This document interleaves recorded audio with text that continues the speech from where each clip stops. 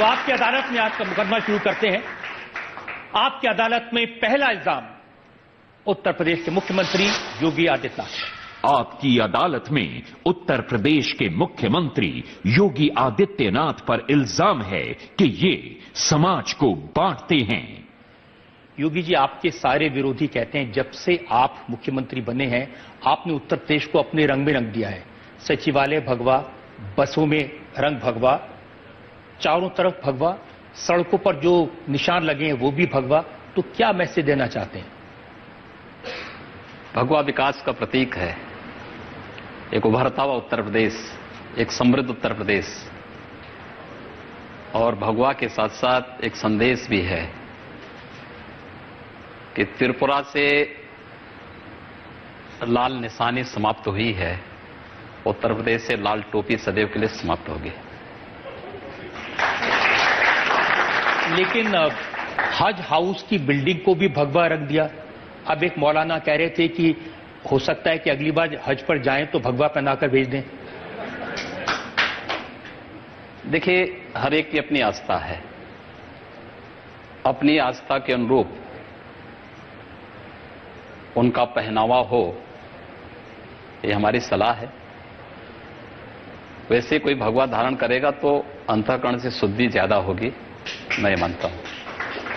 Samajwadi party के लोग कहते हैं कि ऐसी बातें कह के, ऐसे अंदाज में राज करके आप प्रदेश के टुकड़े टुकड़े कर रहे हैं। प्रदेश के विकास और समृद्धि के लिए हम कार्य कर रहे हैं। समाजवादियों की समस्या यह है कि वह न सच बोलते हैं न सच स्वीकार कर सकते हैं, और इसलिए जब सच स्वीकार करने की उनकी आदत नहीं है, इसलिए अंततः पलायन का मार्ग उनको अपनाना पड़ता है। और ईश्वर करे कि इसी प्रकार से पलायन का रास्ता अपनाते रहें लोग, प्रदेश की जनता को बड़ा सुकून होगा। योगी जी, आपने विधानसभा में कहा मैं हिंदू हूं। अब अखिलेश जी आज सुबह पूछ रहे थे, योगी जी से पूछिएगा हम क्या हैं? मुझे लगता है कि हिंदू जो संबोधन है यह सांप्रदायिक नहीं हो सकता। मुझे प्रसन्नता है कि अखिलेश यादव ने भी अपने आप को हिंदू कहा है, और यह हमारी सबसे बड़ी वैचारिक विजय है। राहुल गांधी जब गुजरात के मंदिर मंदिर में जा रहे थे तो हम लोग मान लिए थे कि हमारी वैचारिक विजय के साथ अब राजनीतिक विजय और नजदीक आ चुकी है। इसीलिए मैं कहता हूं कि हिंदू एक सांस्कृतिक संबोधन है हम सबका। इस देश की सांस्कृतिक सीमाओं को प्रदर्शित करता है हिंदू संबोधन। लेकिन हिंदू शब्द को संकीर्णता के दायरे में कैद किसने किया है? जिन लोगों ने किया है, आज उनके मुंह से हिंदू शब्द सुनकर के मुझे अच्छा लगता है। देखिए, उन्होंने काफी अच्छी बात, उन्होंने कहा कि मैं कृष्ण की पूजा करता हूं, हर रोज करता हूं, मेरे घर में हनुमान जी की मूर्ति है, मेरी पत्नी व्रत रखती हैं, उपवास रखती हैं, हम पूरी तरह से भक्त हैं। लेकिन हमको बदनाम किया गया ये कहकर, तो क्या अब हम बैकवर्ड हिंदू हो गए? देखिए, हिंदू ना बैकवर्ड होता है ना फॉरवर्ड होता है। आज उन्होंने हिंदू ताकत को समझा तो जो लोग कल तक घर के अंदर चुपचाप हनुमान चालीसा करते थे और बाहर आकर कोई टोपी पहन करके पाखंड करते थे, आज कम से कम मंच पे आकर कह तो रहे हैं कि हम हिंदू हैं। ये हमारी सबसे बड़ी वैचारिक विजय है। लेकिन आपने भी वातावरण ऐसा बनाया, आप अयोध्या गए, दिवाली मनाई, मथुरा गए, होली मनाई, लेकिन ईद नहीं मनाएंगे आप। देखिए, मैंने पहले भी कहा ना कि हर एक की अपनी आस्था है, और उस आस्था के अनुरूप अपनी उपासना विधि चुनना उसका अधिकार है। अयोध्या पर हमें गर्व होना चाहिए, हमारी पहचान है अयोध्या। मथुरा हमारी पहचान है, काशी हमारी पहचान है, पूरी दुनिया इस रूप में हमें जानती है।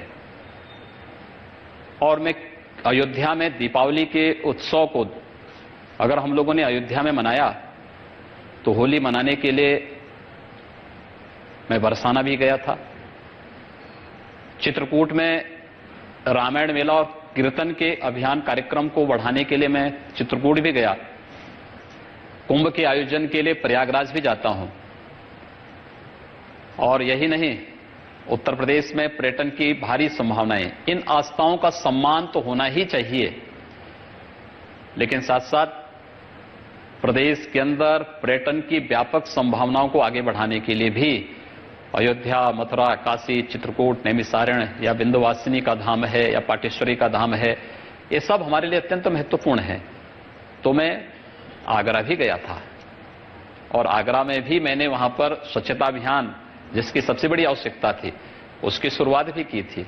विकास की योजनाएं अगर मैं अयोध्या के लिए दे रहा हूं, मथुरा के लिए दे रहा हूं, काशी के लिए विकास की योजनाएं पहले से आदरणीय प्रधानमंत्री जी के मार्गदर्शन में चल रही हैं, चित्रकूट के लिए विकास की योजनाएं दी हैं, तो आगरा के लिए भी हमने विकास की योजनाएं दी हैं। और मुझे लगता है कि पहली सरकार है पिछले 15 वर्षों में कि पर्व और त्योहार शांतिपूर्ण ढंग से कोई मना पा रहा है। योगी जी, प्रधानमंत्री जी दुबई में मस्जिद में गए, अबू धाबी में मस्जिद में गए, आप भी यहां एक आध किसी मस्जिद में चले जाइए। हाँ, अवश्य, क्यों नहीं, हमें कहीं जाने में कोई आपत्ति नहीं। मैं प्रकाश उत्सव के दिन गुरुद्वारा में भी गया था और आगे भी जाऊंगा। लेकिन साल भर हो गया किसी मस्जिद में नहीं गया। अब मुझे कोई आमंत्रण मिले तो मैं जाऊंगा।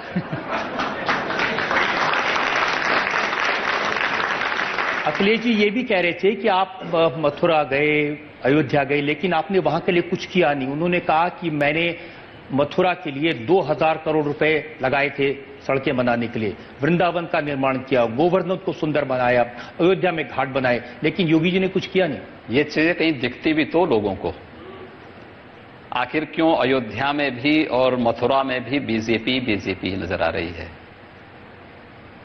मैंने जो शुरू में कहा था कि समाजवादी न सच बोलना चाहते हैं और न सच स्वीकार करना चाहते हैं, इनकी सबसे बड़ी समस्या है।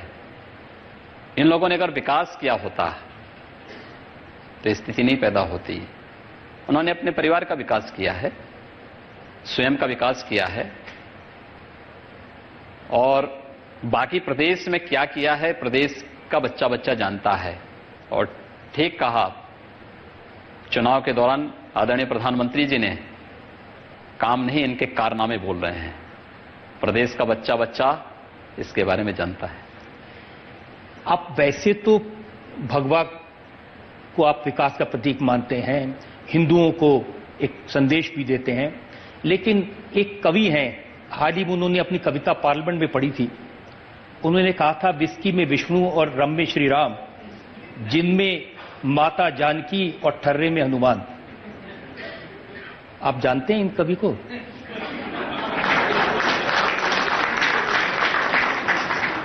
जाकी रही भावना जैसी, प्रभु मूरत देखी तिन तैसी। तो ऐसे महानुभाव को भारतीय जनता पार्टी में शामिल करने का क्या कारण है? देखिए, भारतीय जनता पार्टी मूल्यों और आदर्शों पर कार्य करने वाली पार्टी है, और अगर कोई व्यक्ति कोई भी हो भारतीय मूल्यों, आदर्शों और सिद्धांतों पर विश्वास करके वो आगे बढ़ने के लिए आता है, तो मुझे लगता है कोई समस्या नहीं होनी चाहिए। आपको लगता है कि नरेश अग्रवाल मूल्यों पर आदर्शों पर विश्वास कर सकते हैं? सुधार बहुत सारे लोगों में हुआ है। अतीत रामायण का जो इतिहास है, अगर आप उसको उठा करके देखेंगे तो मुझे लगता है कि बड़े बड़े लोगों का हृदय परिवर्तन हुआ है।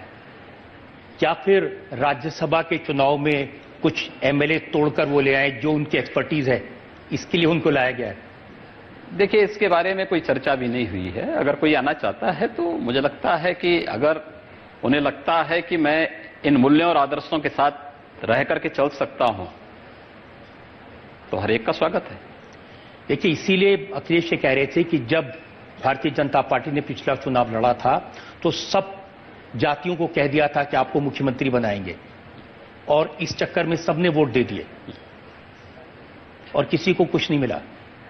उसके बाद हम लोग नगर निकाय के चुनाव भी जीते हैं, उपचुनाव भी जीते हैं, मुझे लगता है कि अखिलेश जी को ये सब भी याद रखना चाहिए। लेकिन आपको भी याद रखना चाहिए कि अब अखिलेश जी बहन जी के साथ हो गए हैं, बबुआ और बुआ साथ में हो गए, ये खतरा हो सकता है। हाँ, यही उनका सबसे बड़ी हार है कि उन्होंने अपनी हार स्वीकार कर ली कि अकेले नहीं लड़ सकते, अब एकजुट होंगे। हमारे लिए भी आसान होगा कि अलग अलग उन लोगों से निपटना पड़ता, एक साथ निपट लेंगे और एक साथ। लेकिन आपको लगता है कि ये दोनों के इकट्ठे होने से एक बड़ी ताकत बनेगी, चुनौती मिलेगी आपको? देखिए, गोमती जी में बहुत पानी बह चुका है 1996 से लेकर के अब तक। लोगों ने इनके अवसरवादी चेहरे को देखा है, इनके भ्रष्ट चरित्र को देखा है, इनके विभाजनकारी मंसूबों को प्रदेश की जनता ने देखा है, महसूस किया है। और प्रदेश के विकास में जो बाधाएं खड़ी की हैं इन लोगों ने, इसको प्रदेश की जनता ने महसूस किया है। इसलिए इनके लिए कोई अवसर नहीं। मुझे लगता है कि दोनों बबुआ एक साथ मिलकर के बुआ की शरण में गए होते तो हो सकता है कि इनको ये लगता कि कुछ और संतुष्टि मिलती। इनके पास सारे बहाने समाप्त हो गए होते। अब इनके पास बहाना होगा कि दो लड़के विधानसभा चुनाव में थे तो एक पहले ही गायब हो गया वहां से। एक साथ आए सभी लोग और अच्छा लगेगा हम लोगों को भी।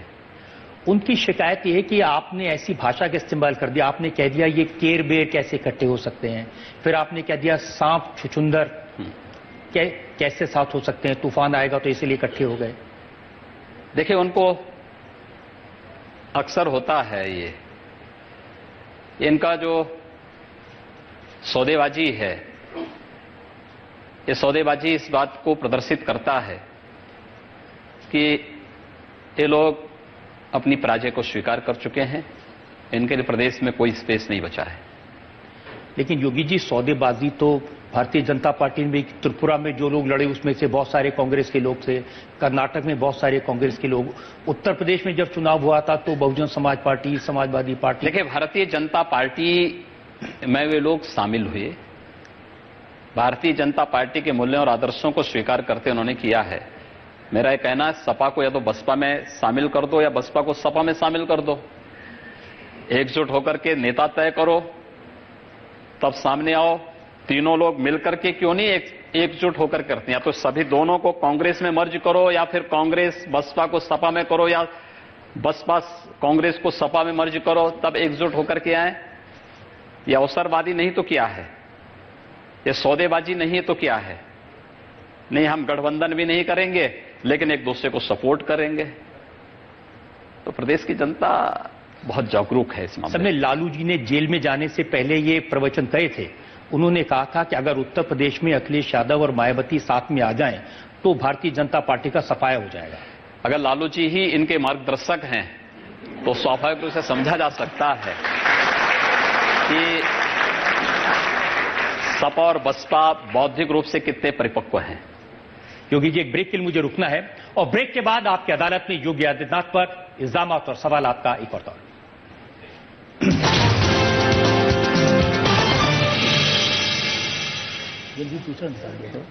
Presented by MDH Masale, the real spice of India. Asli masale sach sach. MDH. Co-presented by Ramagya Group, giving wings to your dreams. Rajnivas Pan Masala, Maharaja ki pasand. Powered by Studs, protecting 1 million more heads each year. Outdoor partner, Pioneer Publicity. MDH की दुनिया में आपका स्वागत है। बादशाह, तुसी ते मसाले ते शहंशाह। आपकी मेहरबानी से। MDH, the real spice of India. खुल के जिया हर एक लम्हा, क्या स्वाद था, क्या जोश था, है जरा सा दूर अब आसमां मेरा। राजनिवास फ्लेवर्ड पान मसाला। पतंजलि केश कांति है बालों का हेल्थ इंश्योरेंस। प्राकृतिक 21 जड़ी बूटियों से निर्मित पतंजलि केश कांति ऑयल व शैम्पू। अब अपने बालों से कहो जुग जुग जियो। अपनी कार पे होगी बेफिक्री की सवारी जब आप अपनी कार को फ्यूल अप करवा लेंगे नेशनल इंश्योरेंस की प्राइवेट कार पैकेज पॉलिसी के साथ। National insurance, trusted since 1906। We innovate for everyone. That's why we are number one. India's number one smartphone brand. Xiaomi. जिंदगी स्वाद है, स्वाद ही जिंदगी। अशोक मसाले, स्वाद ही जिंदगी। Welcome back. आपकी अदालत में आज हमारे मेहमान हैं उत्तर प्रदेश के मुख्यमंत्री योगी आदित्यनाथ। आपकी अदालत में अगला इल्जाम योगी आदित्यनाथ पर। आपकी अदालत में उत्तर प्रदेश के मुख्यमंत्री योगी आदित्यनाथ पर आरोप है कि इन्होंने राज्य में आतंक फैला दिया है। अब योगी जी इतना डरे हुए लोग कह रहे हैं कि कभी भी पुलिस आ जाएगी और फिल्मी अंदाज में अपराधी को पहले पकड़ लेगी, फिर उसको कहेगी तुम दौड़ो, जब वो दौड़ेगा तो गोली मार देगी। ऐसी देखिए कोई भी घटना उत्तर प्रदेश के अंदर नहीं घटित हुई है। उत्तर प्रदेश जैसे राज्य को नियंत्रित करने के लिए, जिसमें जंगल राज रहा हो, जिस प्रदेश में हर सप्ताह 2 से 3 बड़े बड़े दंगे होते रहे हों, जहां राजनीतिक संरक्षण में अपराधी फलते फूलते थे और सत्ता के केंद्र में अपराधी हुआ करते थे, उस प्रदेश में विकास करना है तो कानून का राज आवश्यक है। और कानून के राज के लिए आवश्यक है कि हम प्रदेश के अंदर प्रत्येक नागरिक को सुरक्षा की गारंटी दें। किसी भी निर्दोष व्यक्ति पर कोई अत्याचार नहीं हो सकता है, इसकी हम गारंटी दे सकते हैं। हर व्यक्ति को सुरक्षा की गारंटी हम लोग दे सकते हैं। लेकिन हां, अगर कोई पुलिस पर गोली चलाएगा तो हम उसकी कोई गारंटी नहीं दे सकते। योगी जी 1 साल आपका शासन हुआ है, 1200 एनकाउंटर, 40 लोगों को पुलिस ने गोली से मार दिया। 40 से ज्यादा हो गई। जो अपराधी, जो माफिया निर्दोष लोगों को मारते हैं, किसी बहन बेटी का अपहरण करके गैंग रेप करके हत्या कर देते हैं, जबरन किसी राह चलते हुए राहगीर पर गोली चला देते हैं, अपने पेट्रोलिंग पे निकले हुए पुलिस कर्मियों पर गोली चलाते हैं, मुझे लगता है कि बिना सख्ती के ऐसे अपराध नियंत्रित नहीं होंगे। और पुलिस को सख्त हिदायत है, मानवाधिकारों का सम्मान करें, हर एक नागरिक को सुरक्षा प्रदान करें, लेकिन बिना किसी भय के प्रदेश के अंदर पुलिस की वर्दी का इकबाल बोलना चाहिए, दिखना चाहिए। और मुझे लगता है वो प्रदेश के अंदर दिखाई दे रहा है, दिखना भी चाहिए। इसके बहुत बेहतर परिणाम आने वाले समय में आएंगे। हमारे पास मैन पावर का अभाव है और हमारी प्रक्रिया पूरी होने दीजिए। उत्तर प्रदेश सुरक्षा के लिहाज से सबसे बेहतर प्रदेश बन चुका है और इससे भी बेहतर करने की गुंजाइश हम इसको भी करेंगे। योगी जी, मैंने तो अखबार में पढ़ा कि जो अपराधी हैं वो पुलिस वालों के साथ हाथ जोड़ते हैं कि हमें जेल भेज दो। यही तो सुधार है कि जो कल तक सीएम हाउस में आकर के किसी मंत्री के साथ जाकर के अपराध को अंजाम देते थे, आज रेहड़ी लगा करके सब्जी बेचने का काम कर रहे हैं। ये परिवर्तन है। आज जो ठेला लगा करके कुछ काम कर रहे हैं, सम्मान के साथ काम करिए, हाजिरी लगाइए थाने में जाकर के, कोई अपराध नहीं करूंगा, सार्वजनिक रूप से घोषणा करिए, कोई आपको कुछ नहीं करेगा। लेकिन अगर अपराध करोगे, गोली चलाओगे, तो भाई उसके बाद तो फिर। लेकिन अपराध की घटनाएं तो बहुत सारी हुई हैं। मथुरा में एनकाउंटर के दौरान 8 साल के बच्चे को गोली लग गई थी। वो इनकाउंटर नहीं था, हम उसको इनकाउंटर नहीं मानते। हमने वहां पर एफआईआर दर्ज कराई है, संबंधित जो सब इंस्पेक्टर थे उनके खिलाफ कार्रवाई हुई है, पुलिस कर्मियों के खिलाफ कार्रवाई हुई है। नोएडा के अंदर एक घटना घटित हुई थी जिम ट्रेनर के साथ, कोई इनकाउंटर नहीं था। वहां के एसएसपी ने पहले ही प्रेस वार्ता करके और पूरे उपचार की व्यवस्था भी की और संबंधित सब इंस्पेक्टर को गिरफ्तार भी किया। ये इनकाउंटर न पुलिस ने माना और न ही इसको शासन ने किसी भी प्रकार की होती है इसमें त्वरित कार्रवाई भी हुई है। लेकिन जहां पर इनकाउंटर हुए हैं वे सही हुए हैं, मेरिट के आधार पर हुए हैं। अखिलेश जी ने क्या कहा वो मैं आपको बताता हूं, लॉ एंड ऑर्डर के बारे में, आपके एनकाउंटर्स के बारे में। उन्होंने कहा ऐसी भयानक और दर्दनाक घटनाएं पहले कभी नहीं हुई। मेरठ में दिन दहाड़े हत्या की सीसीटीवी कैमरे में हुई जो तस्वीर है वो देखी। मथुरा में सराफा व्यापारी की हत्या की गई। मेरठ की घटना में 9 गोलियां मारी गई, महिला अपने पति की हत्या में गवाह थी। और आप कह रहे हैं कि लॉ एंड ऑर्डर ठीक हो गया। जिस अपराधी ने मारा था उस अपराधी का भी इनकाउंटर हुआ है। अगर उसने किसी गवाह को मारा है तो वह घटना समाजवादी पार्टी के समय में उस महिला के पति की हत्या हुई थी, तब सत्ता का संरक्षण उस अपराधी को था और पुलिस ने थोड़ी सी लापरवाही की, उसमें पुलिस की जवाबदेही भी वहां तय की गई और बाद में फिर पुलिस इनकाउंटर में वो अपराधी भी मारा गया है। वह भी इस धरती पे नहीं है। कोई निर्दोष लोगों को मारेगा तो सख्ती के साथ उससे निपटने का कार्य शासन करेगा, पुलिस प्रशासन करेगा। एक वादा आपने उत्तर प्रदेश की लड़कियों से, महिलाओं से किया था, उन्हें सुरक्षा मिलेगी। 1 साल के आंकड़े देखे मैंने, 365 दिन में 100 नंबर पर छेड़खानी की घटनाओं की 7,200 शिकायतें हैं। आई घटनाएं हुई हैं, हो रही हैं। एंटी रोमियो स्क्वाड हम लोगों ने गठित किया था, उसने अच्छा कार्य भी किया है। एक बिगड़ी हुई व्यवस्था है, सुधरने में समय लगेगा, लेकिन आप मानकर के चलिए कि बहन और बेटियों को पूरी सुरक्षा हम देंगे। आप कह रहे हैं समय लगेगा, अब 1 साल तो चल रहा है, ये प्रक्रिया का हिस्सा है। जिस प्रदेश में 2 दंगे हर सप्ताह होते थे, बड़े बड़े दंगे होते थे, व्यापक जनधन की हानि होती थी, जिस प्रदेश में कोई सुरक्षित नहीं था, जिस प्रदेश में मंत्रियों के कैसे बेशर्मीपूर्ण बयान आते थे, आज उस प्रदेश में बदलते हुए परिवेश को आप देख रहे होंगे। आज बहन और बेटियां बाहर निकलने में डरती नहीं हैं। एक समय था जब पश्चिमी उत्तर प्रदेश के अंदर तमाम ऐसे क्षेत्र थे जहां पर या तो पलायन होता था या लोग अपनी बेटियों को दूर के किसी रिश्तेदारी में भेजते थे पढ़ाने के लिए, जहां पर सुरक्षित रह सके, या हॉस्टल में डालते थे। आज ऐसी स्थिति नहीं है। आज पश्चिमी उत्तर प्रदेश में पलायन भी रुका है, बहन बेटियों का अपहरण की घटनाएं भी रुकी हैं। कोई उनके साथ कोई गलत निगाह से नहीं देख सकता है। सुरक्षा की गारंटी सरकार दे रही है। पुलिस प्रशासन मजबूती के साथ सुरक्षा के इस अभियान को आगे बढ़ा रही है। लेकिन आप कह रहे हैं समय लगेगा, तो दिक्कत क्या है हमारे पास? देखिए, उत्तर प्रदेश में हमारे पास लगभग 1,62,000 सब इंस्पेक्टर, कांस्टेबल और फॉलोअर्स की जगह खाली है।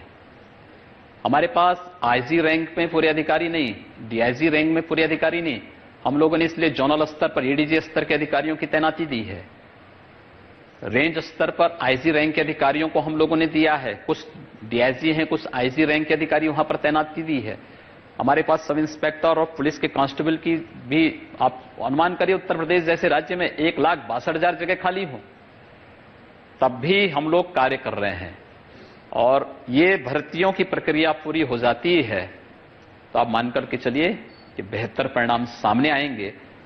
पिछली सरकारों की भर्तियों की विसंगतियों और उन पापों का भुक्तभोगी प्रदेश की जनता बन रही है। हम लोगों को कभी कभी दर्द होता है, कष्ट होता है, लेकिन उस सब के बावजूद हम लोग इसको लेकर के आगे बढ़ रहे हैं। मैंने तो ये शिकायत सुनी विरोधी दलों से कि पिछली बार जो भर्तियां की गई थी पुलिस बोर्ड के द्वारा, उनको आपने कैंसिल कर दिया, 3 एग्जाम को कैंसिल कर दिया। देखिए, हम लोगों ने कोई एग्जाम कैंसिल नहीं की है। एक भर्ती 2015-16 की है जो हाई कोर्ट में लंबित पड़ी हुई है। हाई कोर्ट में फैसला रिजर्व है। पुलिस की भर्ती पर रोक थी प्रदेश के अंदर, सुप्रीम कोर्ट ने रोक लगाई थी। यानी न्यायालय को भी ये मालूम था कि उत्तर प्रदेश में जो मौजूदा तत्कालीन सरकार थी, समाजवादी पार्टी की सरकार, वह ईमानदारी के साथ भर्ती नहीं करेगी। इसलिए सुप्रीम कोर्ट ने पूरी प्रक्रिया को रोक दिया था। जब हम लोग आए तो हम लोगों ने पूछा कि भाई क्यों भर्ती की प्रक्रिया में क्या देर है। हमें बताया गया सुप्रीम कोर्ट की ने रोक लगाई। तो हमने कहा भी रोक का कारण कुछ तो होगा। तो मैं बताया गया कि सुप्रीम कोर्ट ने पुलिस भर्ती की नियमावली के बारे में पूछा। तो हमने कहा भी नियमावली के वो बताइए कि हम रिटर्न टेस्ट के आधार पर व्यवस्था को आगे बढ़ाएंगे। रिटर्न टेस्ट करेंगे, फिजिकल होगा, मेडिकल होगा, और भी जो उनकी प्रक्रियाएं होती है उसको हम पालन करेंगे। सुप्रीम कोर्ट ने फिर हमें परमिशन दी। हाई कोर्ट में मामला चल रहा है। कोर्ट ने रिजर्व किया है, स्टेट गवर्नमेंट से पूछा गया, हम लोगों ने कहा कि कोर्ट मेरिट के आधार पर इसको डिसाइड करें। हम नई नियमावली बना चुके हैं, इस नियमावली के अंतर्गत हमारी प्रक्रिया प्रारंभ हो चुकी है, लेकिन हमारी प्रक्रिया 42,000 की लगभग इस समय कांस्टेबल के 5,000 हमारी सब इंस्पेक्टर की प्रक्रिया लगभग अंतिम चरणों में चल रही है। 35,000 अगर हाईकोर्ट देता है हम उनकी भी ट्रेनिंग कराएंगे। हमने इस बारे में स्पष्ट कर दिया है कि हम पैरामिलिट्री के या फिर अन्य जो फोर्सेस होंगे उनके ट्रेनिंग सेंटर को लेकर के, लेकिन इस पुलिस बल की कमी को हम दूर करेंगे और उस प्रक्रिया को हम तेजी के साथ आगे बढ़ा रहे हैं। एक और आतंक है जिसका जिक्र पूर्व मुख्यमंत्री ने किया, उन्होंने कहा कि आपने नकल करने वालों के ऊपर नकेल कस दी है। 10 लाख स्टूडेंट्स ऐसे हैं जो डर के बारे में इम्तिहान नहीं दे रहे।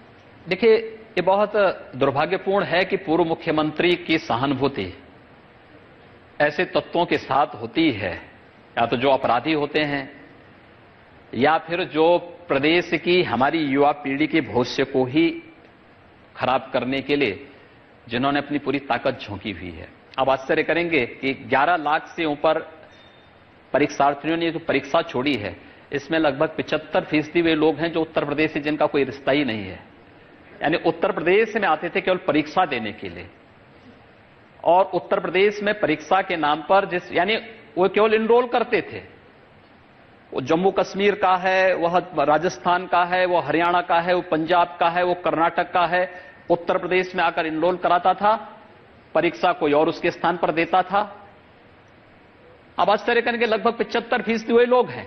मुन्ना भाई थे, ये मुन्ना भाई थे, और उन मुन्ना भाइयों के प्रति सहानुभूति पूर्व मुख्यमंत्री का बहुत दुर्भाग्यपूर्ण है। वो कह रहे थे कि थोड़ी बहुत नकल कर देनी चाहिए, उन्होंने कहा मैं भी नकल करके पास हुआ था, इसीलिए तो प्रदेश की दुर्गति इन्होंने की है।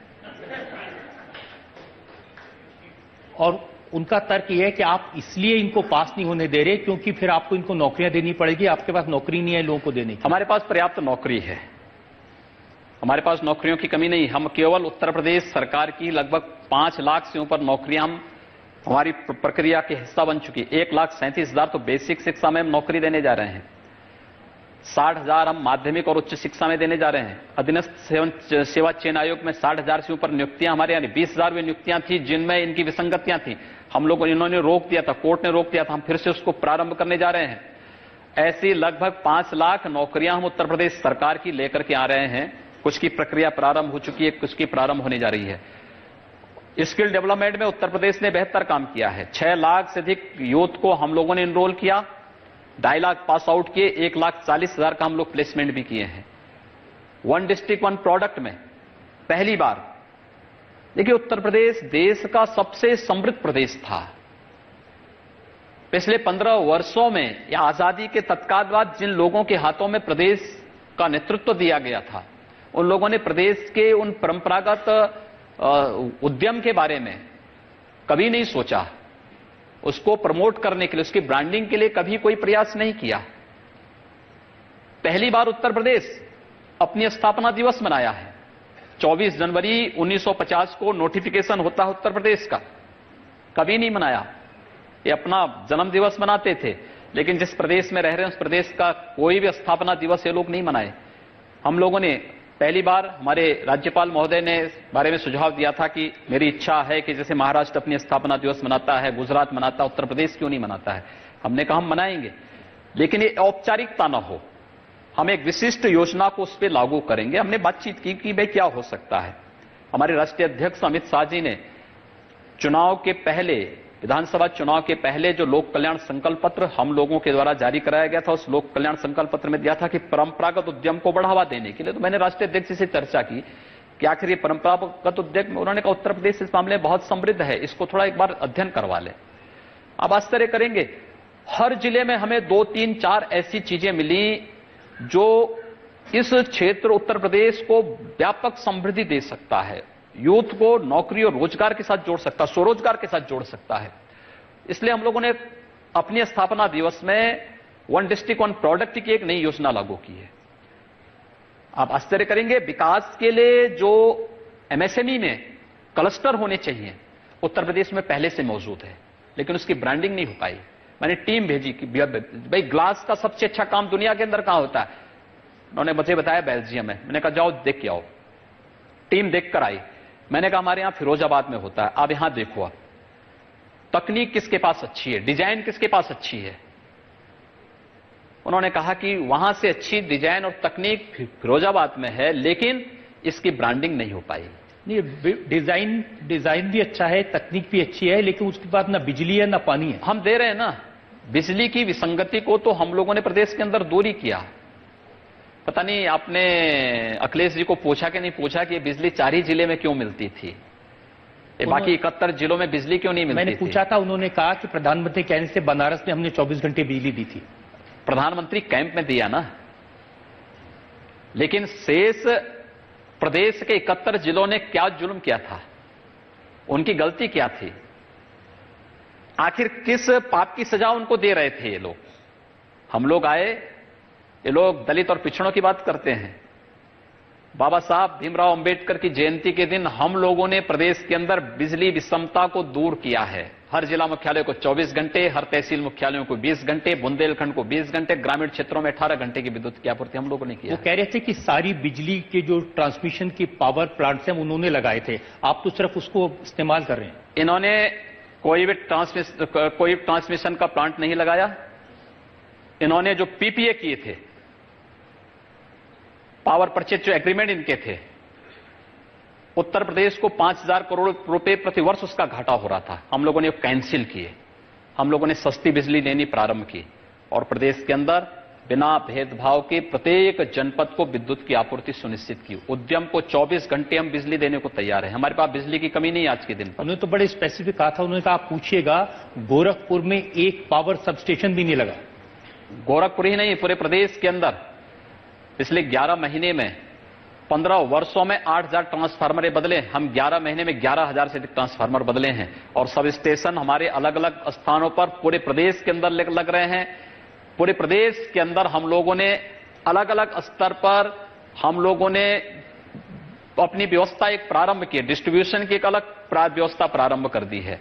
आईपीडीएस के अंतर्गत हमारा कार्य चल रहा है। पंडित दीनदयाल उपाध्याय ग्राम ज्योति योजना के माध्यम से 55,000 से अधिक मजदूरों तक विद्युतीकरण का कार्य किया है। 31 लाख से अधिक गरीबों को निःशुल्क विद्युत संयोजन के साथ हम लोगों ने जोड़ा है। आखिर ये लोग क्या कर रहे थे 12-15 वर्षों तक? आपको कभी पूछना चाहिए उनसे। समस्या यह है कि जब विधानसभा में जवाब या विधान परिषद में जवाब की बात आती है, लोग भाग जाते हैं, सामना करने को तैयार नहीं है, फेस करने की हिम्मत नहीं है, पीठ पीछे ट्वीट करते हैं चुपचाप चोरी छिपे। सामने आकर के लोग कभी मुकाबला करने को तैयार है नहीं। वैसे जनता ने उनको इस लायक छोड़ा भी नहीं है। योगी जी और भी बहुत सारे सवाल हैं, लेकिन एक जरूर मैं मेंशन करना चाहता हूं। ये आज अखिलेश यादव ने मेंशन किया था। अखिलेश जी ने पूछा कि जब नकल रोक रहे थे और उसके खिलाफ इतने एक्शन ले रहे थे, तो एक बीजेपी के नेता के घर में लोग नकल करते पकड़े गए। देखिए, जिसके भी यहां हुआ होगा, हमने सबके खिलाफ समान रूप से कार्रवाई की है। और अगर बीजेपी का कार्यकर्ता था, उसके यहां नकल करते हुए पकड़ा गया, ये कार्रवाई हुई है, तो ये माना जा सकता है ना कि निष्पक्ष सरकार निष्पक्ष है और सरकार निष्पक्ष ही होनी चाहिए। तो आपकी सरकार को 1 साल को लेकर और बहुत सारे सवाल मेरे पास में हैं। मैं एक ब्रेक के रुकेंगे और ब्रेक के बाद आपकी अदालत में योगी आदित्यनाथ पर इल्जामात और सवाल आपका एक और।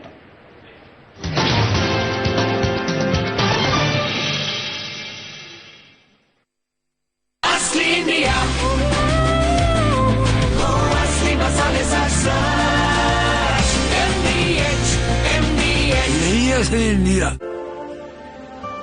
चाहा था जो मुझे मिल गया, एक स्वाद जो है महक भरा, रिश्ता जुड़ा एक उम्र का मेरा राजनिवास फ्लेवर्ड पान मसाला। पतंजलि केश कांति है बालों का हेल्थ इंश्योरेंस। प्राकृतिक 21 जड़ी बूटियों से निर्मित पतंजलि केश कांति ऑयल व शैम्पू।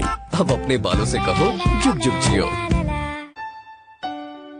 आधार से बैंक खाता वेरीफाई करने से बेनामी खातों पर रोक लगती है, लेकिन इसके कोई और फायदे भी है कि नहीं? आधार नंबर का इस्तेमाल करके तुम देश में कहीं भी किसी भी व्यक्ति को पैसे ट्रांसफर कर सकती हो। जो लोग सरकारी स्कीमों के लाभार्थी हैं, वो उन स्कीमों का पैसा सीधा अपने बैंक खाते में पा सकते हैं। देश के कई इलाकों में तो लोग सिर्फ उंगली की छाप और आधार नंबर देकर कैश भी निकाल रहे हैं। बैंक अकाउंट आधार से वेरीफाई कराएं, सुविधाएं आसानी से पाएं। मेरा आधार, मेरी पहचान। नमस्कार, एक बार फिर से स्वागत है आपका आपकी अदालत के खास शो में। हमारे मेहमान उत्तर प्रदेश के मुख्यमंत्री योगी आदित्यनाथ और आपकी अदालत में अगला इल्जाम योगी आदित्यनाथ पर। आपकी अदालत में उत्तर प्रदेश के मुख्यमंत्री योगी आदित्यनाथ पर इल्जाम है कि इन्होंने अपने वादे पूरे नहीं किए।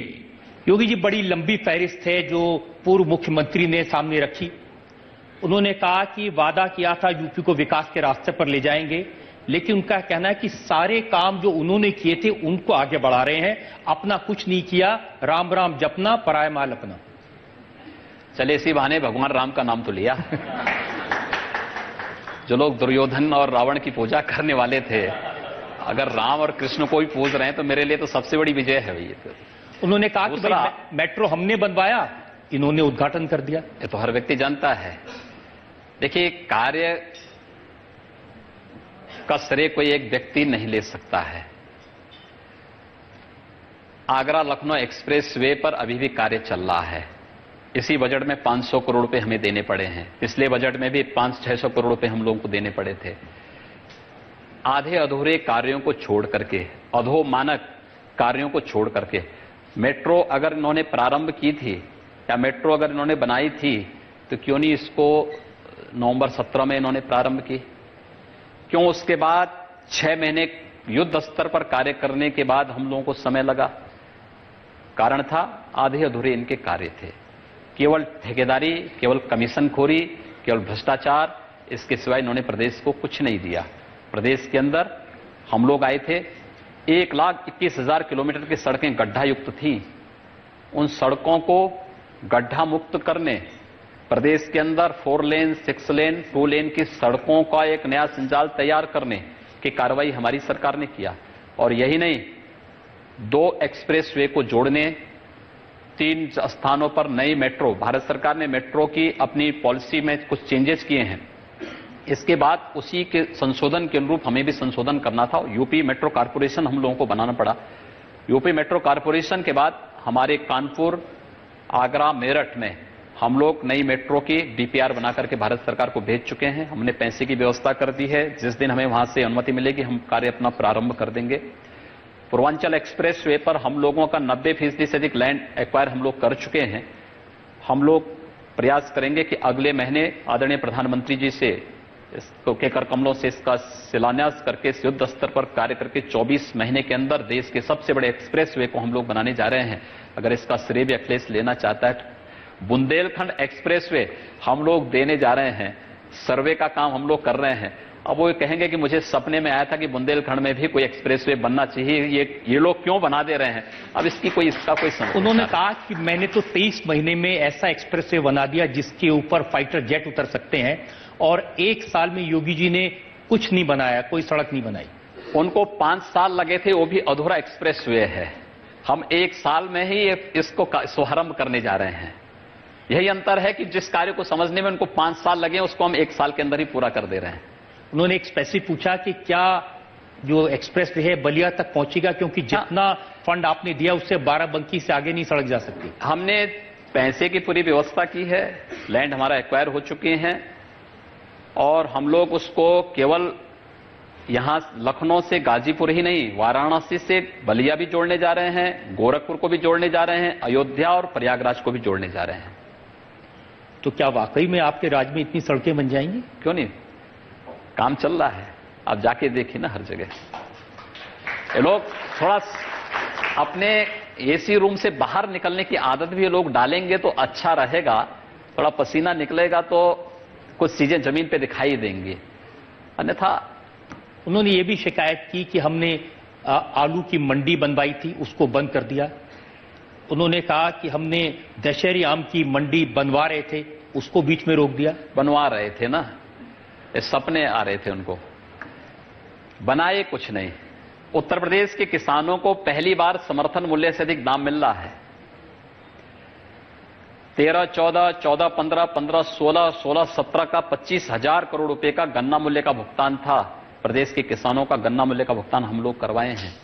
पहली बार उत्तर प्रदेश के अंदर एक साल के अंदर किसी सरकार ने 80,000 करोड़ रुपए किसानों के खाते में डीबीटी के माध्यम से भिजवाने का कार्य किया है।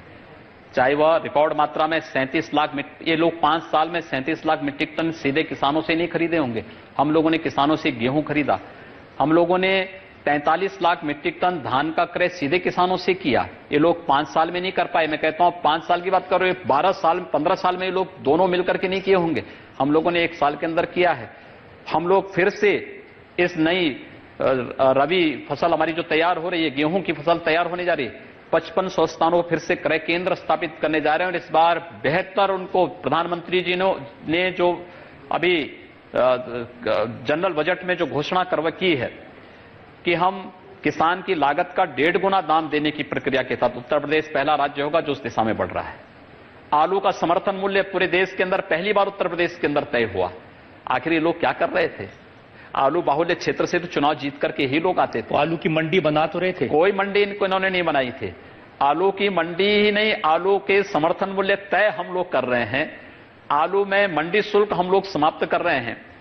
पहली बार उत्तर प्रदेश के अंदर हर संस्था के रूप में दिखाई। इनके समय में मंडी समिति की स्थिति क्या थी? कबाड़ खाना लगता था। आज जाइए प्रदेश की मंडियों को देखिए, लगता है कि ये प्रदेश की मंडी, उत्तर प्रदेश जैसे राज्य की मंडी है। ये सुधार 1 साल के अंदर उत्तर प्रदेश की मंडी की आय में वृद्धि हुई है। नहीं तो बंदरबांट होता था पैसे का। कोई सड़क नहीं, 20,000 किलोमीटर सड़कें मंडी समिति से हम लोग बना रहे हैं। मंडियों को फिर से हम लोगों ने ई नाम से जोड़ा है। प्रदेश के अंदर मंडियों में व्यापक सुधार किया है। और किसानों में, आलू में हम लोगों ने मंडी शुल्क को माफ किया। उनके एक्सपोर्ट की सुविधा हम लोगों ने दी। उसके लिए हम लोग पर कुंटल के हिसाब से उन्हें धनराशि दे रहे हैं, उसके लिए भी दे रहे हैं। और दशहरी आम के लिए भी प्रदेश आम, केवल दशहरी के साथ साथ प्रदेश के अंदर अन्य जहां भी आम का उत्पादन होता है उन सभी किसानों को भी हम लोगों ने एक्सपोर्ट में व्यापक सुविधा हमारी सरकार के आने के बाद दिया गया। सब कुछ कर रहे हैं, लेकिन आप नौजवानों को लैपटॉप नहीं दे रहे, ये उन्होंने कहा। देखिए, प्रदेश के नौजवान को आत्मनिर्भर बनाना है। प्रदेश के नौजवान को भिखमंगा ये लोग बनाना चाहते थे। हम प्रदेश के नौजवान को स्वावलंबी बनाना चाहते हैं, आत्मनिर्भर बनाना चाहते हैं। और प्रदेश के नौजवान को पूरे देश के अंदर किसी भी अखिल भारतीय परीक्षा में उस प्रतिस्पर्धा के योग्य वो बन सके, उस योग्य हम बनाना चाहते हैं। उस दिशा में हमारे प्रयास प्रारंभ हुए हैं। लेकिन ये बात तो सही है कि कई सारे प्रोजेक्ट्स उनकी सरकार ने बनाए थे। अब जैसे एयरपोर्ट, अब दादरी के पास एयरपोर्ट बनेगा जेवर में। ये उनकी सरकार का नहीं है, उनकी सरकार रिजेक्ट कर चुकी थी। जेवर में एयरपोर्ट का प्रस्ताव हमारी सरकार का है और उस पे लैंड एक्वायर का कार्य हमारा हो रहा है। हमारा प्रयास है कि अप्रैल तक हम लोग भारत सरकार से इसकी स्वीकृति लेकर के और वहां पे जेवर में इंटरनेशनल एयरपोर्ट के निर्माण का कार्य हम लोग प्रारंभ करें। उन्होंने कहा मैं तो 2 इंटरनेशनल एयरपोर्ट बनाना चाहता था। उन्होंने कोई भी इंटरनेशनल एयरपोर्ट नहीं बनाया है, कोई नहीं बनाया है। जेवर की पूरी प्रक्रिया हमारे समय में प्रारंभ हुई। कुशीनगर के लिए पैसा हम लोगों ने दिया है। उन्होंने एक ट्विटर पर लिखा, आगरा के लिए पैसा हमने दिया, इलाहाबाद के लिए पैसा हमने दिया है। और प्रदेश के अंदर रीजनल कनेक्टिविटी की कार्रवाई हम लोगों ने प्रारंभ की है। प्रदेश के सभी महानगरों को आपस में एयर कनेक्टिविटी देने की कार्रवाई भी हमारी सरकार ने किया है। इस दिशा में 1 घंटे में 2,500 रुपए से अधिक का पैसा आप नहीं ले सकते। और उस दिशा से हम लोगों की प्रक्रिया, लेकिन उनकी योजनाओं को आपने जारी रखा है या नहीं रखा है? देखिए, उनकी योजना जो प्रदेश के हित में रही होंगी वे चल रही हैं।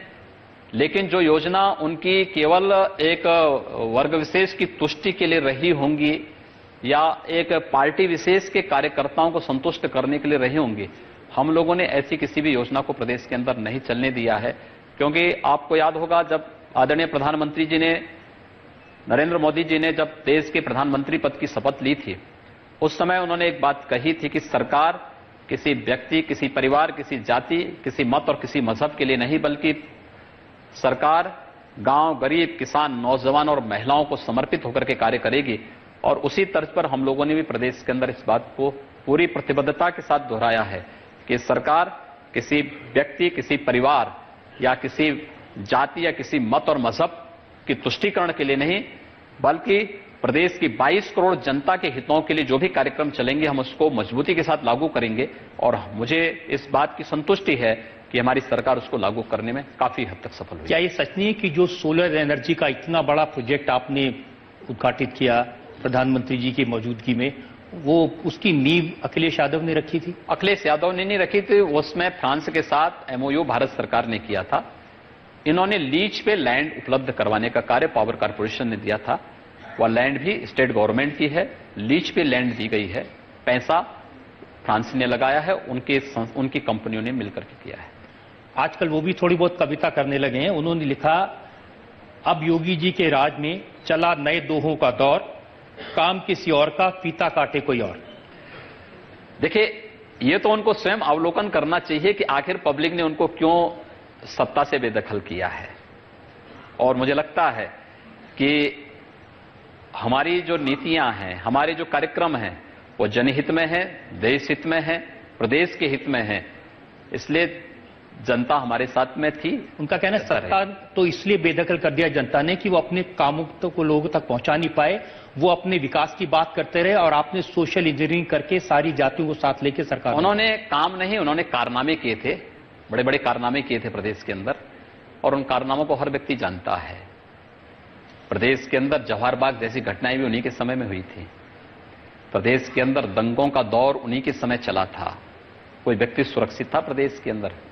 किराना जैसी घटनाएं भी उन्हीं के समय हुई थी। कांधला में भी पलायन उन्हीं के समय हुआ था। प्रदेश के अंदर हर प्रकार की अराजकता, और प्रदेश के अंदर लोग आना नहीं चाहते थे।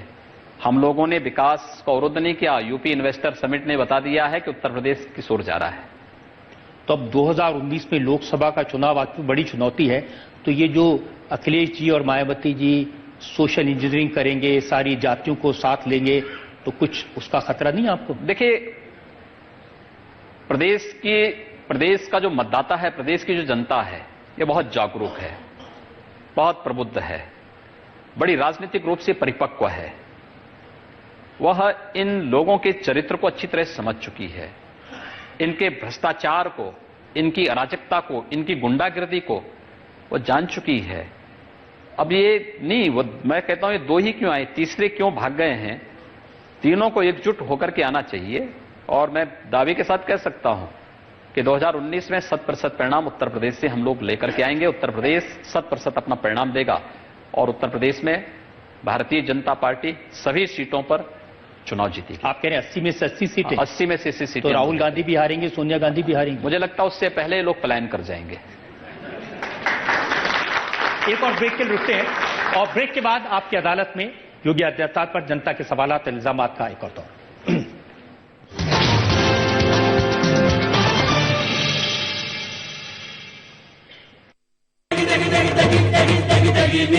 MDH की देगी मिर्च, देगी मिर्च का तड़का, अंग अंग फड़का। MDH की देगी मिर्च। तुम्हारी त्वचा की रंगत को खराब किया है केवल केमिकल से बने ब्यूटी प्रोडक्ट्स ने। पतंजलि के 300 से अधिक सीनियर साइंटिस्टों ने मिलकर तैयार किया है आपकी त्वचा की खूबसूरती के लिए beauty cream, anti wrinkle cream, moisturiser की पूरी रेंज, बॉडी लोशन व बोरोसेफ। अब केमिकल हटाइए, पतंजलि से कुदरती सुंदरता पाइए। बरसों से सोचा था पूरा तो हो, समझो हो गया। Bajaj Allianz life goal assure के एक्सपीरियंस्ड इन्वेस्टमेंट मैनेजमेंट का साथ हो तो आप बस लाइफ गोल प्लान करो, बजाज आलियांज life.com पर लॉग ऑन करो और बाकी समझो हो गया। वाह, ये तो बड़ी कूल जगह है। बिल्कुल, लेक दिख रहा है तुमको? भाई साहब कैसे हैं? अरे वाह सत्तू जी, पहुंचे आप वहाँ। अरे भाई साहब, आपके पास है कूल लेक और हम हो रहे हैं यहाँ पर बेक। मैडम एसी तो ऑन कीजिए। अरे रिमोट ही तो ढूंढ रहे हैं। मैं ऑन कर दूं यहाँ से? वहीं से? आपका ह्यूमर का सेंस भी ना। ये ऑन हो गया। भाई साहब, ये रिमोट साथ में लेके गए हैं क्या? लाइट, वाईफाई, इन्वर्टर, एसी, जिसे आप अपने मोबाइल से कहीं से भी कंट्रोल कर सकते हैं। और इसकी जो 4D एक्सप्रेस कूलिंग है ना, ये झट से ठंडा कर देती है। तो लाइट लाइए, खुशियां ऑन कीजिए।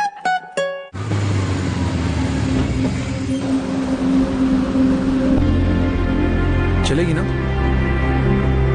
अब चलेगी।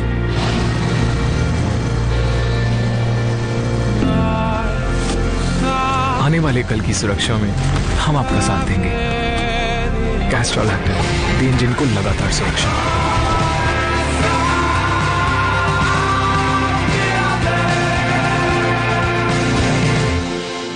हेयर ट्रांसप्लांट कितने में पड़ता है? 0 इंटरेस्ट और 1 रुपया डाउन पेमेंट। 1 रुपया? बढ़िया है। रिचफील्ड नेचुरल हेयर ट्रांसप्लांट, 1 रुपए के डाउन पेमेंट में हेयर ट्रांसप्लांट, न कट्स, न टाके, न घाव। तो 1 रुपया कब भरूं? भरती है मिस्टर मेहरा, तुम्हारी बीवी हूँ, तुम पर इतना खर्चा तो कर ही सकती हूँ। रिचफील्ड नेचुरल हेयर ट्रांसप्लांट, जादू फिर जगाओ। सुना है you are selling your scooter. या गॉट अ न्यू कार। सही है। बिग बोनस तो सेविंग तो मैं भी करती हूँ, उसे कार नहीं आती। मैं काफी सालों से हर महीने म्यूचुअल फंड्स में थोड़ा थोड़ा सेव कर रही हूँ। कुछ फंड्स बेच दिए, बॉट न्यू कार। सही है। म्यूचुअल फंड निवेश बाजार जोखिमों के अधीन है। योजना से जुड़े सभी दस्तावेजों को ध्यान से पढ़ें। Welcome back. आपकी अदालत में हमारे मेहमान हैं उत्तर प्रदेश के मुख्यमंत्री योगी आदित्यनाथ। और आपकी अदालत में इल्जामात और सवालात का एक और दौर। अगला इल्जाम योगी आदित्यनाथ पर। आपकी अदालत में उत्तर प्रदेश के मुख्यमंत्री योगी आदित्यनाथ पर आरोप है कि इनके शासन में लोग परेशान हैं। बहुत सारे लोग अपनी शिकायतें ट्विटर पर या सोशल मीडिया पर भेजते हैं। एक है टीचर्स की, ये जो टीचर्स एलिजिबिलिटी टेस्ट है ये नहीं हो पाया। जो बीएड वाले हैं वो नौकरी मांग रहे हैं। 2,75,000 जॉब्स हैं लेकिन उनको नौकरियां नहीं दे पा रहे। देखिए, इसमें उत्तर प्रदेश के अंदर पिछली सरकार ने शिक्षा मित्रों के समायोजन और उनको सहायक अध्यापक बनाने के मामले में जो विसंगतियां की थी, सुप्रीम कोर्ट ने उसको पहले हाई कोर्ट ने, फिर सुप्रीम कोर्ट ने उसे खारिज किया। फिर कोर्ट ने कुछ डायरेक्शन जारी किए थे। उसी आधार पर 1,37,000 की भर्ती की प्रक्रिया हमारी प्रारंभ हुई है, जिसमें 68,500 की वर्तमान में चल रही है। मुझे लगता है कि ये बीएड और टीटी के जो मानक तय किए हैं सुप्रीम कोर्ट के अनुसार ही हम लोग जो भी उन्होंने मानक तय किए हैं, ये विसंगतियों की जड़ में कोई है तो ये समाजवादी पार्टी की सरकार की विसंगतियां थी, इनका भ्रष्ट आचरण था। प्रदेश के अंदर इतने युवाओं के साथ और शिक्षकों के साथ इन्होंने धोखेबाजी की है क्योंकि नीयत इनकी साफ नहीं थी। इसलिए इन्होंने जितनी विसंगतियां उसमें छोड़ी थी, उसके बाद न्यायालय का रुख बहुत सख्त हुआ है। उन्होंने टीटी के लिए और भर्ती की पूरी प्रक्रिया के लिए कुछ मानक तय किए हैं, सरकार उसी के अनुसार कार्य कर रही है। क्योंकि शिक्षा मित्र रोज मुझे ट्विटर पर लिखते हैं और वो लिखते हैं कि 500 ऐसे शिक्षा मित्र हैं जिनकी मौत हो चुकी है बेरोजगारी की वजह से। उनका कहना है कि बड़ी संख्या में परिवार हैं, 1,72,000 परिवार है जो इससे अफेक्टेड हैं। और पहले उन्होंने बीएसपी को सपोर्ट किया था, बाद में समाजवादी पार्टी को सपोर्ट किया, पिछले चुनाव में बीजेपी को सपोर्ट किया। कोई तो सुने उनकी बात। देखिए, हमने कहा ना कि शिक्षा मित्रों का मानदेय पिछली सरकार 3,500 देती थी, हम लोगों ने तो उसको बढ़ा के 10,000 दिया। इस समय 10,000 प्रत्येक शिक्षा मित्र को जो कार्य कर रहा है उसको हम दे रहे हैं। दूसरा, उनको हम लोगों ने सुप्रीम कोर्ट ने जो वेटेज देने की बात की थी वह भी हम लोग उनको देने जा रहे हैं। इसमें कोई संदेह नहीं, हमारी सहानुभूति उनके साथ है, लेकिन हम सुप्रीम कोर्ट के आदेश के साथ बंधे हुए हैं। सुप्रीम कोर्ट ने जो भी मानक तय किए हैं उस मानक के अनुरूप भर्तियां हो रही हैं और भर्ती के बाद क्या स्थितियां बनती हैं इस पर हम लोग आगे विचार कर रहे हैं। मैं जनता में से बहुत सारे लोग हैं जिनके सवाल मेरे पास हैं। वो सवाल मैं लूं उससे पहले एक भ्रष्टाचार का सवाल पूछना चाहता हूं। ये भी अखिलेश यादव ने आरोप लगाया। उन्होंने कहा कि ये कहते हैं कि भ्रष्टाचार खत्म हो गया, लेकिन इनकी सरकार के कैबिनेट मिनिस्टर ओम प्रकाश राजभर वो कहते हैं जिस काम के पहले 500 रुपए लगते थे अब 5,000 लगते हैं। अच्छा है, ओम प्रकाश राजभर अगर इनके रोल मॉडल बन गए हैं तो लालू जी के बाद अब ओम प्रकाश राजभर हो गए। अखिलेश यादव उनका अनुसरण करें और ओम प्रकाश राजभर जो बातें बोलते हैं उनका फॉलो करते रहेंगे तो मुझे लगता है कि उनके लिए और अच्छा हो जाएगा। लेकिन भ्रष्टाचार पर लगाम लगी आपके राज्य? देखिए, हमारी सरकार ने पहले ही दिन इस बारे में जो प्रतिबद्धता दोहराई थी कि प्रदेश को हम क्राइम फ्री करेंगे, करप्शन फ्री करेंगे, और आज भी हम उस पर प्रतिबद्ध हैं। अगर जनता को लगे यहां भ्रष्टाचार हो रहा है, यहां करप्शन हो रही है, तो बताए ना, एकदम कार्रवाई करने में कोई हिचक नहीं। ऐसे तत्वों की स्क्रीनिंग की कार्रवाई तेजी के साथ चल रही है, उनको घर भेजने की कार्रवाई भी चल रही है। और हम लोगों ने तो यहां तक तैयारी कर दी है कि ऐसे भ्रष्ट तत्वों की पूरी तैयारी करके उनकी संपत्तियों को जब्त करने की कार्रवाई भी प्रारंभ करो। यहां जो लोग लखनऊ के लोग बैठे हैं, बहुत सारे लोगों ने अपने सवाल लिख के भेजे हैं। अब मैं एक एक करके इनके नाम लूंगा। लक्ष्मीकांत का सवाल है। लक्ष्मीकांत कहां पर हैं? या आपके पास माइक आने दीजिए, उसके बाद अपना सवाल पूछिए।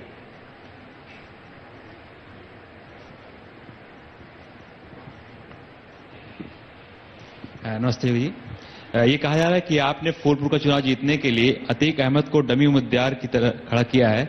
नामांकन के आखिरी दिन अचानक अतीक अहमद जैसे बाहुबली नेता का पर्चा भर देना क्या सरकार और प्रशासन की मदद के बिना संभव था? आपको कैसे विश्वास हो गया इस प्रकार की बातों को? अतीक अहमद को इलाहाबाद और नैनी की जेल की बजाय देवरिया की जेल में शिफ्ट हमारी सरकार ने किया है। अतीक अहमद जैसे दुर्दांत अपराधी और माफियाओं की सेवा तो सपा बसपा की ही फितरत रही है। यही लोग उनकी आरती उतारते थे। हमारी सरकार में किसी अपराधी की जो है कोई आरती नहीं उतारी जाती है। उनके साथ क्या व्यवहार होता है हर व्यक्ति जानता है। लेकिन सेना पर सवाल उठाने वाले नरेश अग्रवाल को आप ले लेते हैं। देखिए, मैंने कहा ना कि अगर नरेश अग्रवाल की तुलना आप लोग अतीक अहमद से कर रहे हैं तो मुझे इसमें कुछ नहीं कहना है। लेकिन सेना पे सवाल उठाना गलत था। हम लोगों ने उस समय बहुत गुस्सा है नरेश अग्रवाल को बीजेपी ज्वाइन करने को लेकर। जो सोशल मीडिया है उसमें भारतीय जनता पार्टी के जो सपोर्टर्स हैं उनका बहुत गुस्सा है। आपको भी खबर मिली होगी। देखिए, हमने कहा ना, सेना पे किसी भी प्रकार की टिप्पणी न ये देश स्वीकार कर सकता है, न कोई स्वीकार कर सकता है। और जया बच्चन महिलाओं पर कोई भी किसी प्रकार की टिप्पणी मुझे लगता है स्वीकार्य नहीं हो सकती है। जया बच्चन पर भी उन्होंने, मैंने कहा ना, जया बच्चन जी महिला हैं। मैंने पूरी मातृशक्ति की बात की है। एक सवाल जस्टिस राकेश शर्मा का है। जस्टिस राकेश शर्मा जी। माननीय मुख्यमंत्री जी, माननीय उच्चतम न्यायालय और उच्च न्यायालय के आदेश हैं कि धार्मिक स्थलों पर लाउड स्पीकर्स का नियंत्रित प्रयोग हो। ऐसा लगता है कि अभी नियंत्रित प्रयोग नहीं हो रहा है और ध्वनि का जो मापक है वो अभी नियंत्रित मापकों के अंदर प्रदेश भर में नहीं हो रहा है। कुछ जगह जहां सिविल लाइन्स हैं और जगह हैं वहां नियंत्रण है, लेकिन जिलों में दूर दूर वहां से खबर आती है कि अभी भी जो है ध्वनि प्रदूषण है और इससे विद्यार्थियों को, सीनियर सिटीजन्स को, नागरिकों को तकलीफ होती है। आपकी जो आशंका है बिल्कुल सही है। इसमें लखनऊ जो बेंच है हाईकोर्ट की, उससे भी इस संबंध में कुछ डायरेक्शन जारी हुए थे और हम लोगों ने भी शासन स्तर पर किए थे। लेकिन चूंकि प्रदेश के अंदर पर्व और त्योहार थे, इसको देखते हुए हम लोगों ने अभी उसमें शिथिलता रखी थी। लेकिन हम दोनों प्रकार के उसमें, एक धर्मस्थल ही नहीं, कहीं भी कोई भी उपासना स्थल हो, कोई भी मजहबी स्थल हो, कोई भी ऐसे स्थल हो, उन स्थलों पर एक सीमा के बाद जो डिसबिल सुप्रीम कोर्ट ने तय किया है, अभी तक चूंकि उसके मानक को तय करने का कोई भी इस प्रकार का वो नहीं था, अभी उसको लागू नहीं किया था। लेकिन हम उस दिशा में बढ़ रहे हैं। हम उसको पूरे प्रदेश के अंदर लागू करने जा रहे हैं। जैसे हम लोगों ने इलीगल स्लॉटर हाउसेस बंद किए थे, वैसे हम इस ध्वनि प्रदूषण को भी पूरी सख्ती के साथ रोकने जा रहे हैं। और दूसरा कदम हम लोग उठाने जा रहे हैं कि सार्वजनिक स्थलों पर जो तथाकथित धर्मस्थल बन चुके हैं, इसकी दिशा में भी सुप्रीम कोर्ट ने बहुत पहले से स्पष्ट गाइडलाइन जारी कर रखी है। दुर्भाग्य से प्रदेश के अंदर वह लागू नहीं हो पाया था। हम उसको भी प्रदेश के अंदर लागू करने जा रहे हैं। योगी जी, ध्वनि प्रदूषण सिर्फ मस्जिदों का रुकेगा या मंदिरों का भी रुकेगा? मैंने कहा, मैंने किसी एक उपासना विधि के नाम तो नहीं लिया, सबको हम लागू करेंगे। लेकिन क्योंकि जो सरकारी अफसर गए हैं लिस्ट बनाने के लिए, ज्यादातर मस्जिदों में नहीं, ऐसा नहीं है, ऐसा नहीं है। देखिए, मुझे लगता है कि लगभग 25,000 से अधिक स्थानों पर माइक उतारे भी गए, लेकिन बहुत सारी जगह अभी हैं जिन लोगों ने किन्हीं कारणों से कैसे परमिशन ले लिया, हम उसकी भी जांच करवाने जा रहे हैं। और देख रहे हैं इस चीज को, लेकिन इसको हम सख्ती के साथ लागू करने जा रहे हैं और पहले संवाद से करेंगे, नहीं होगा तो हम उसके बाद कार्रवाई करेंगे।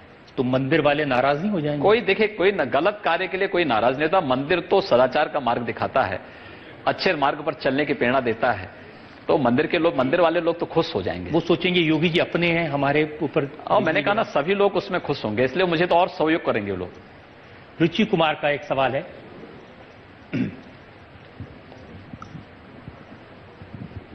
अयोध्या में जो राम मंदिर का मुद्दा है, श्री रविशंकर आए हैं, मुस्लिम समुदाय से बात कर रहे हैं। अयोध्या यूपी में है और आप यूपी के मुख्यमंत्री हैं।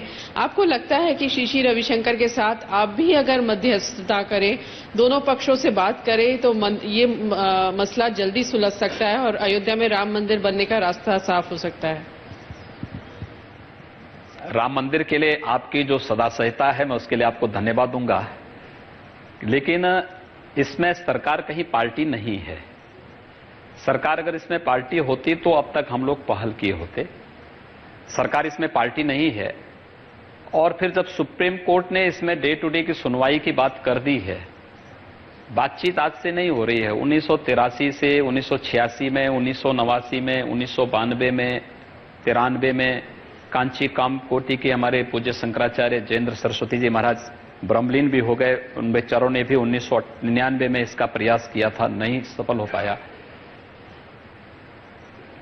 अगर कोई पहल करता है, बुराई कोई नहीं। सवाल यह है कि लोग पहले इस बात को तय तो करें कि हां, हम लोग इस चीज को आगे बढ़ाएंगे। मुझे लगता है कि आज वो चीज समाप्त हो चुकी है। अब न्यायालय में वो मामला है और माननीय उच्चतम न्यायालय इसको सुन रहा है, देख रहा है।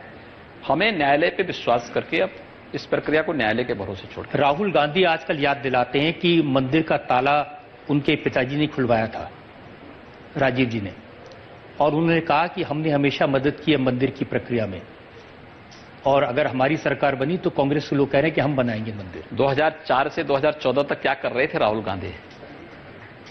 उस समय पहल किए होते तो बहुत अच्छा होता।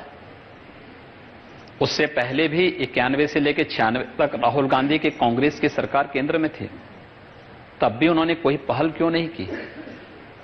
समस्या राहुल गांधी की यह है कि राहुल गांधी को जितना लिख के देंगे वो उतना इमला पढ़ लेते हैं, उसके सिवाय थोड़ा उनको दिक्कत होती है। लेकिन अब 4 साल से तो आपकी सरकार है। हाँ। दिल्ली में। मैंने कहा ना कि बातचीत, जब सुप्रीम कोर्ट में मामला चल रहा है, सरकार उसमें पार्टी नहीं है। न्यायालय जिस दिन सरकार से पूछेगी, सरकार अपना जवाब देगी। लेकिन आज सरकार पार्टी नहीं, जिसमें जो भी 2-3 पार्टी उसमें है, एक बार न्यायालय को उसमें सुनवाई करने देना चाहिए। तो आपको लगता है कि लोकसभा चुनाव से पहले मंदिर बन जाएगा? देखिए, डे टू डे की सुनवाई में अगर कांग्रेस अनावश्यक हस्तक्षेप न करे, और खासतौर पर राहुल गांधी अगर अपने कपिल सिब्बल को समझा देते, तो इस मामले की सुनवाई दिसंबर से ही शुरू हो गई होती।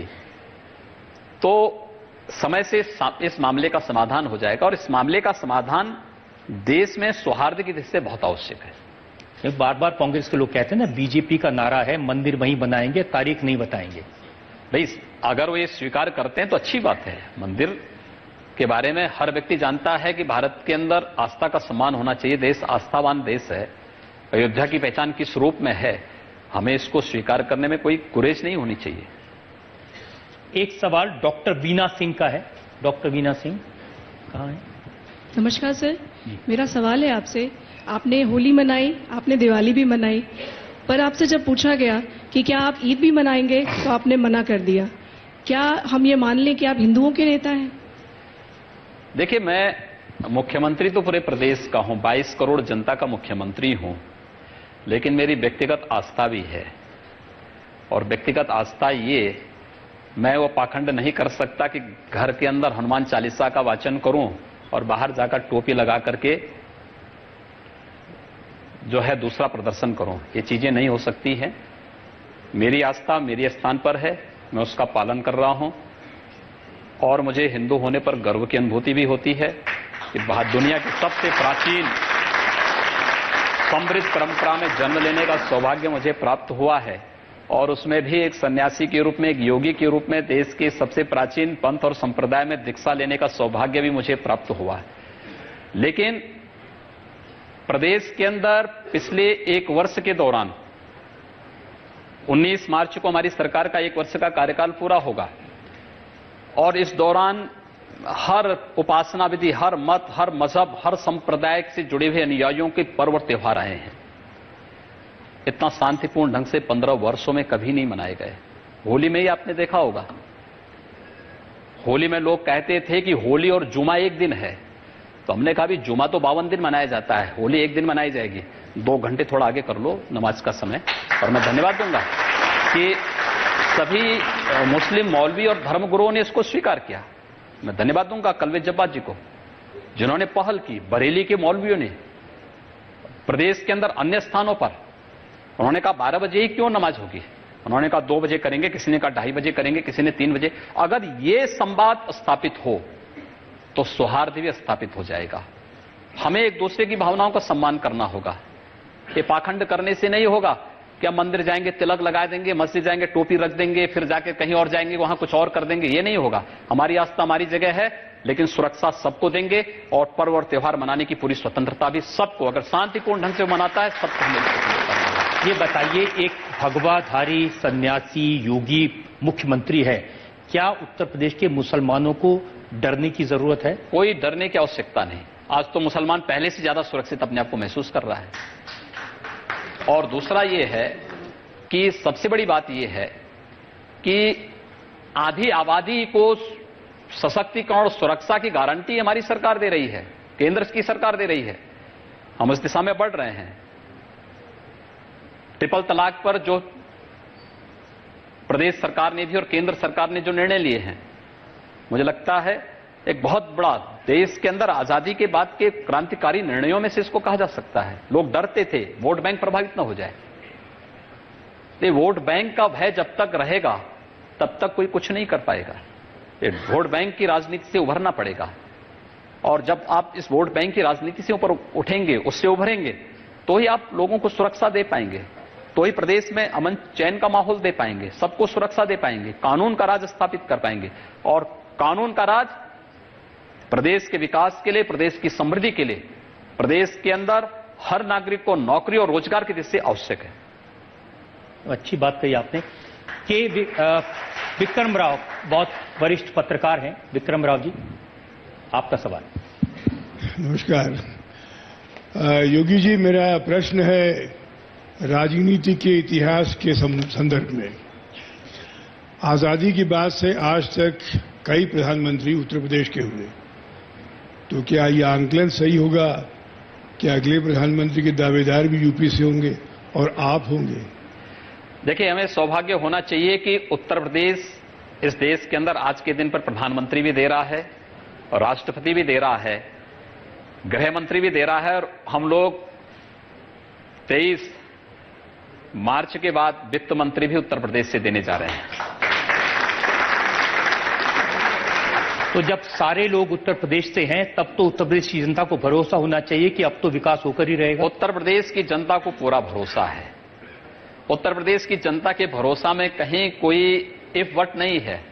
हां, जिन लोगों ने प्रदेश के विकास को बाधित किया था, उन लोगों को आशंकाएं होंगी, क्योंकि उनके स्वयं के विकास के रास्ते बंद हो गए हैं। योगी जी, उम्मीद करते हैं कि आप उत्तर प्रदेश को विकास के रास्ते पर ले जाते रहें। आज चूंकि इस कार्यक्रम में कोई जज नहीं है, तो यहां जो जनता बैठी है वो जज है। आप लोग ताली बजाकर बताएं कि आपको भरोसा है योगी जी की बात।